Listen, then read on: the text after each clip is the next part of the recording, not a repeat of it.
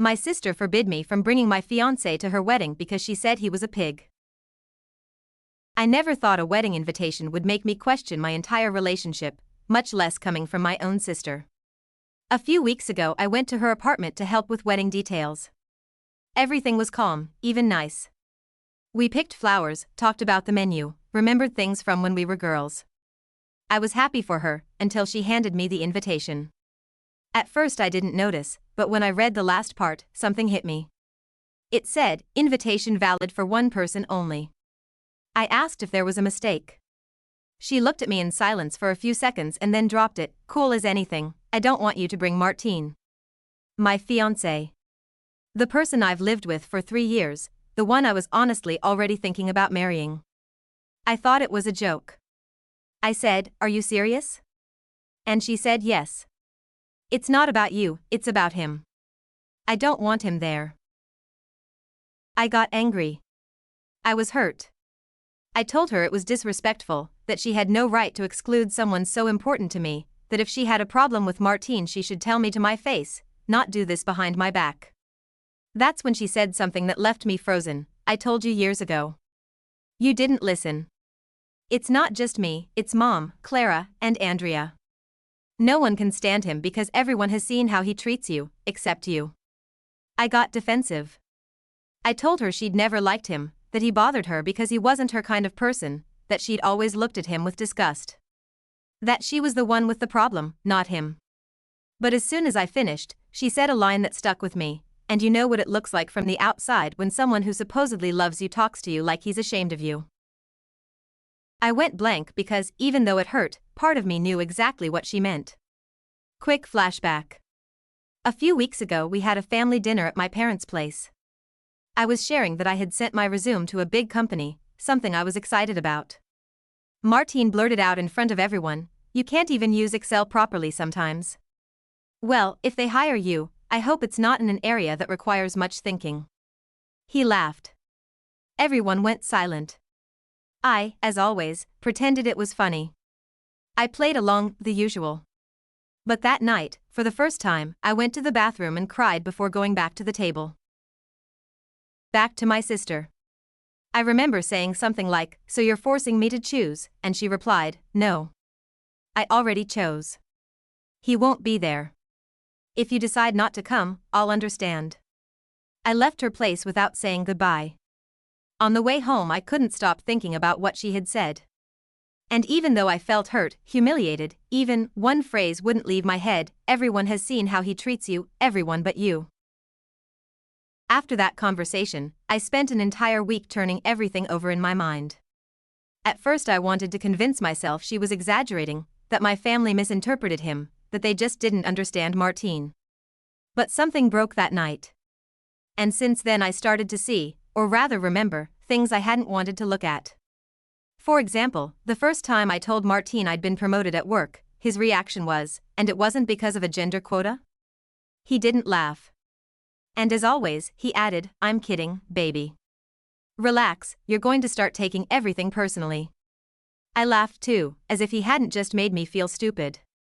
Or when I once asked if he liked the dress I was wearing to dinner with his friends and he answered, "With that neckline you look desperate, but hey, at least someone might notice you." I told him that offended me and he said he meant it for my own good, that someone had to bring me down to earth. And the worst thing is, I believed him. Many times I believed him. For a while I told myself his way of talking was just his personality, that he was sharp, sarcastic, intense. That's just how he was, at least he wasn't a hypocrite. But when I started writing down the things he'd said to me over the last 2 years, the ones I myself had excused, I realized something that hurt terribly. Almost all of them made me feel smaller. Either dumb, or ugly, or not enough. There was a phrase he'd repeat whenever we argued, "You should be grateful someone like me chose you. Or do you think just anyone would look at you?" And I don't know when I started to believe he was right. Once we were at a party with some of his coworkers. I made a comment about a movie I liked and one of them asked me something about the director. I stumbled, I couldn't remember the name. Martine cut in, mocking, "Don't ask her for facts, she's more about feeling things than understanding them." Everyone laughed. I did too, on the outside. Inside, I wanted to go home. I remember telling a friend what he'd said. She got angry. That's not funny. That's not love, it's humiliation. I answered something like, that's just how we are. Our humor's a bit rough. He loves me, he just goes too far sometimes. But the truth is, those jokes never went both ways. Only he could make them. If I teased him, he would turn cold, curt, and give me the silent treatment for days. I was always the one who ended up apologizing for hurting him. Looking back, I don't know when I stopped feeling free, or when I started to be afraid to speak naturally around him. Then I remembered someone else, his ex. When we started dating, she messaged me on Instagram. She told me to be careful, that he was charming at first, but then he'd make you feel like without him you were nobody. I replied I wasn't interested in her drama, that she was bitter because he'd chosen me. I blocked her. Deleted her. Today I wish I could apologize. A week after the invitation incident, my sister texted me. She said she'd understand if I didn't want to see her again, but she wanted me to go to her final dress fitting, that despite everything she was still my sister and she wanted to share that moment with me. I agreed. I didn't know if I wanted to see her, or if, deep down, I wanted to prove her wrong. Martine found out I was going and immediately wanted to come along. I don't want them talking bad about me behind my back, he said. I reminded him he wasn't invited, that my sister had been clear. And you always do whatever she says, huh, he snapped, using that tone he uses when he wants to hurt me without yelling. We argued for hours. In the end I gave in, as always. He drove me, saying he'd just wait outside, but he didn't. As soon as we arrived, he walked in with me as if nothing, greeted everyone with his I wouldn't hurt a fly face, and sat on one of the lounge chairs while I went with my sister to the fitting room. My sister looked beautiful and happy, though a bit tense, like she expected everything to blow up any second. I tried to keep things calm.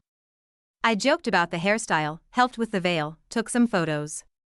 After a few minutes I went out to grab my purse from the seating area, and that's when I saw it. Martine was standing and talking to one of the boutique assistants, a young woman of about 22 or 23. She looked uncomfortable. She leaned back a little while he spoke close to her ear. I stopped behind a rack, silent. Not on purpose, out of shock. I heard him say, if I had a girlfriend with your body, I'd never let her go out alone. What a waste. She forced an uneasy smile. Are you seriously saying that? She asked. He laughed with that disgusting relax, unjoking tone. But if you want me to be serious, just tell me when you get off. I couldn't take it. I walked up. He saw me, and his smile vanished. What are you doing? I said. Nothing, chatting. I can't talk to anyone now? The girl went straight to the back, clearly uncomfortable. Martine grabbed my arm and whispered, are you going to put on a show over nothing? You're going paranoid like your sister? I pulled away and didn't answer. I went back into the fitting room, face white. My sister looked at me, she knew instantly. You saw it? I nodded. You saw what you used to deny? I nodded again. She didn't say anything else, just hugged me tightly. No, I told you so, no scolding me for calling her dramatic all those years. Just a hug, like she knew that gesture mattered more than any words. When we came out, Martine was gone. I didn't sleep that night. I replayed everything I'd allowed, everything I'd kept quiet, the times I felt ashamed and still defended him.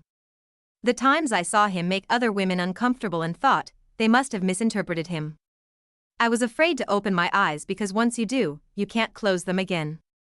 I sat with my journal, the one I'd started a few days earlier, and wrote a sentence that broke my heart. I'm starting to think I was never happy, I was just functional to his way of loving. And that hurt.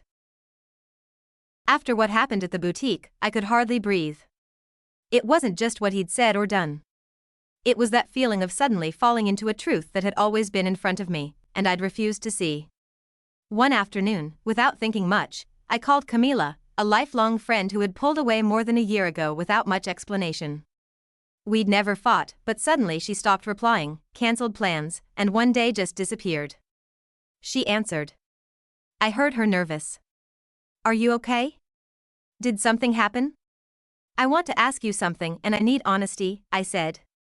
Did Martin ever make you feel uncomfortable? A long silence, then, yes, and many times. But you always defended him, so one day I stopped trying.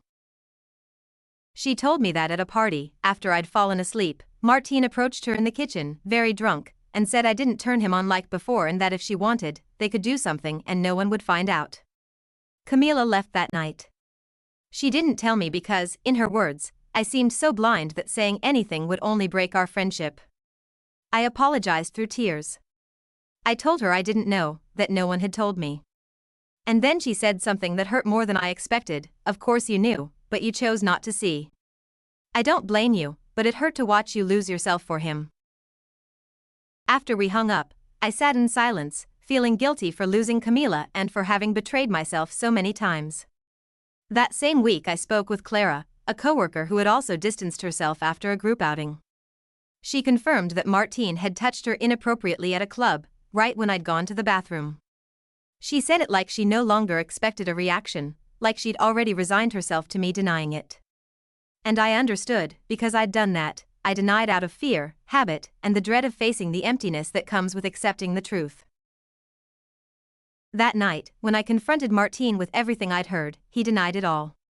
He said people were jealous, that they couldn't stand someone like him being with me. And then, as always, he cried. Yes, he cried, saying I was the only good thing he had, that without me he was nobody, that he was broken too, that I was his anchor, his home, his everything. And a part of me doubted again, because he knew how to press on that broken part of me where I still felt I wasn't enough without someone. But that night I didn't believe him completely. Not like before, not like always. I decided I wouldn't take him to my sister's wedding, even if I wasn't ready to end things. Not yet. I told him it was out of respect for her, that I didn't want drama, that I wouldn't make her feel uncomfortable on her day. He took it badly, of course, called me a traitor, said I was choosing everyone but him. Inside, something answered, maybe I'm finally choosing myself. But there was still one more truth, one I never imagined, one no one told me, one I discovered on my own, and that's what destroyed everything. On my sister's wedding day, I went alone. I got ready in front of the mirror with trembling hands. I did my makeup slowly, heart tight. I felt like I was about to close a chapter of my life, though I didn't know which one yet. Martin texted me several times that morning, first to call me ungrateful, then to beg me to reconsider. I didn't answer. I didn't want one more fight. I got to the church and saw my sister from afar, in her white dress and that smile that, after so much drama, broke and healed me at once. When I approached, she hugged me tightly. Neither of us said anything, but we understood everything. The ceremony was beautiful, the reception too. I laughed, danced, and felt light for the first time in a long time. When I came home, Martin wasn't there. He'd gone out with friends, supposedly so he wouldn't think about anything. I saw his phone forgotten on the table. He never left it there. He always took it, even to the bathroom. I stared at it for a while. I hesitated, then unlocked it. His password had never changed. I wasn't looking for something, but I found it. First were the messages with my best friend. There was no way to misinterpret them. Explicit messages, photos, even one that said, "When she's not here, I think about you more." The date killed me, 3 days after the dress fitting. Right when he was apologizing for everything.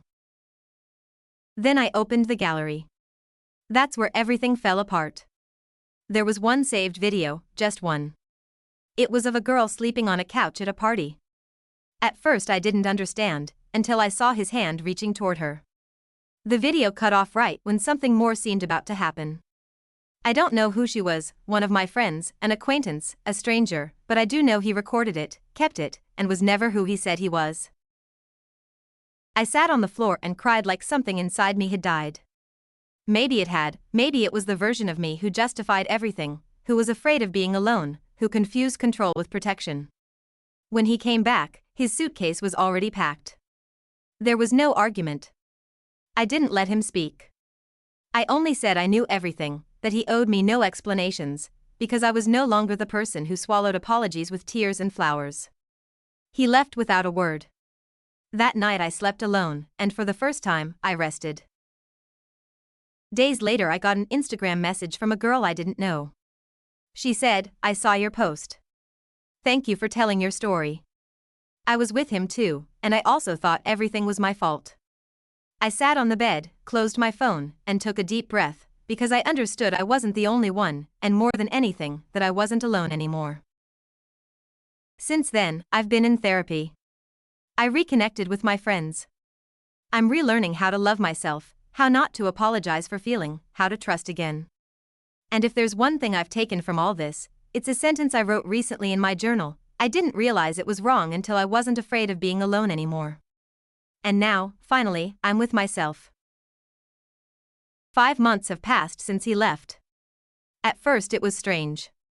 Too much silence at home, too many of my things that reminded me they used to be ours, the mug he used, the blanket he always took to the couch, his smell on the pillow. But with time, that silence stopped hurting and started to feel like peace. I started therapy, something I'd put off for years because I thought I didn't need it. Turns out I needed it a lot. I discovered I'd been living in a relationship where I confused company with validation, that I'd gotten so used to being made to feel small that when someone treated me well, I didn't know how to receive it. I recovered friendships I thought were lost. I reconnected with my sister. We talked like never before. She apologized for not insisting more, and I apologized for not believing her. Sometimes people ask me about Martin and I tell the truth: I don't hate him, because if I stay in hatred, I'm still tied to him, and I don't want chains anymore. Did I forgive him? I don't know, maybe not. But I forgave myself, and that's more important. Today I live alone. I have plants I don't know how to care for very well, but they're getting by. I started reading again. I signed up for photography classes. I sleep on the side of the bed that used to be his, because I like it better. And above all, I no longer ask anyone's permission to exist. If someone is reading this and sees themselves in it, I want you to know something: you're not crazy, or dramatic, or weak for having stayed so long. You were surviving, like I did. But I also want you to know there's life after fear, and it's much bigger than you think, because when you finally choose your own voice, everything starts to make sense.